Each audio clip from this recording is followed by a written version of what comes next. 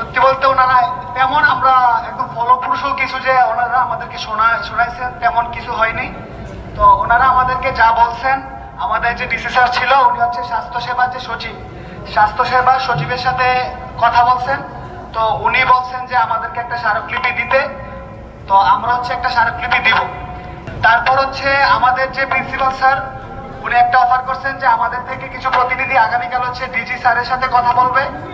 তো এখন হচ্ছে সর্বশেষ যেই মানে সবকিছু যেই যা বুঝলাম আর কি, আমরা আসলে সত্যিকার কোনো রেসপন্স পাই নাই। তো আমরা ওনাদের কাছে বলে আসছি যে আমরা যেই কারণে আসছি ওইগুলো আসলে কিছুই হয় নাই, আপনারা আমাদেরকে প্রপার কোনো রোডম্যাপ দিতে পারেন নাই। তো এখন যদি আমরা হচ্ছে স্মারকলিপি দিব, ডিজি স্যারের সাথে কথা বলবো, কোনো সমস্যা নাই। যদি প্রপার রেসপন্স পাই, আমাদের কাছে যদি মনে হয় যে আমরা যে রেসপন্স পাইছি এটা হচ্ছে ঠিক আছে, তখন হচ্ছে আমরা ক্লাসে ফিরবো। না হয় আমাদের যে অনির্দিষ্টকালের জন্য ক্লাস বর্জন কর্মসূচি সেটা চলতে থাকবে। আর হচ্ছে হাসপাতাল নিয়ে হচ্ছে ওনারা সেই আগের যে সুপারফিশিয়াল কথাবার্তা ওনারা হচ্ছে এতদিন হচ্ছে বলছে যে 2026-এর জন্য, কিন্তু আজকে আমরা ওনাদের কথাবার্তায় বিশাল গরমিল পাইছি। একজন বলতেছেন যে 25-এর ডিসেম্বরে আউটডোর চালু হবে, আরেকজন বলতেছেন 25-এর ডিসেম্বরে পুরো হসপিটাল চালু হবে। তো আমরা হচ্ছে ওনাদের কথা আশ্বস্ত না। আমরা হচ্ছে ওনাদের কাছে দাবি জানিয়েছি যে আমাদেরকে 24 ঘন্টার মধ্যে হসপিটাল যে হবে, আমরা হচ্ছে হসপিটালের আউটডোর যে হবে এটা ডেডলাইন দিছি 16 জুন পর্যন্ত। 16 জুন পর্যন্ত হসপিটালের আউটডোর চালু করতে হবে, 16 ডিসেম্বরের মধ্যে হাসপাতাল চালু করতে হবে। আমরা বলছি 24 ঘন্টার মধ্যে আমাদেরকে প্রপার রুটম্যাপ দিতে হবে।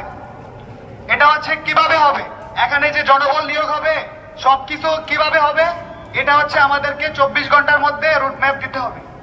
এখন আমরা যে এই যে ডিসেম্বর পর্যন্ত হসপিটাল পাবো না, আমাদেরকে তো ওয়ার্ডে যেতে হবে, ওয়ার্ডের জন্য ট্রান্সপোর্ট আছে, ওই জায়গায় সিএ রেজিস্টার আছে, ওইগুলার ব্যবস্থা করতে হবে 1 সপ্তাহের মধ্যে। আমরা বলেছি আমাদের 3টি বাস দরকার, কোনো লোকাল বাস হবে না, আমাদেরকে একজন মেডিকেল স্টুডেন্ট হিসেবে যা দেওয়া একটা স্ট্যান্ডার্ড বাস দিতে হবে। তারপর ওই জায়গায় সিএ রেজিস্টার নিয়োগ করতে হবে। যদি সিএ রেজিস্টারের ওনারা বলছে সিএ রেজিস্টারের কোনো পদায়ন নাই, তাহলে অন্য কোনো মেডিকেল থেকে অ্যাটাচ করে এখানে সিএ রেজিস্টার দিতে হবে। এটা করতে হবে 7 দিনের মধ্যে। আমরা হচ্ছে ওই জায়গায় এটা বলছি। আর আরেকটা বলছি, আমাদের যে এই হসপিটাল 2024 সালের মধ্যে হওয়ার কথা ছিল, 2025-এ এসে আমাদের কেন শোনা লাগবে 2026 সালে হবে? আমরা হচ্ছে এটা জবাব দিতে চাইছি, কিন্তু আসলে সত্যিকার অর্থে আমরা জানি না আমরা কতটুকু সফল। ওনারা হচ্ছে আমাদেরকে সেই আগের কথাবার্তা, মন্ত্রণালয়ের মারপ্যাচ বা আশ্বাস এরকম কিছু বলছে।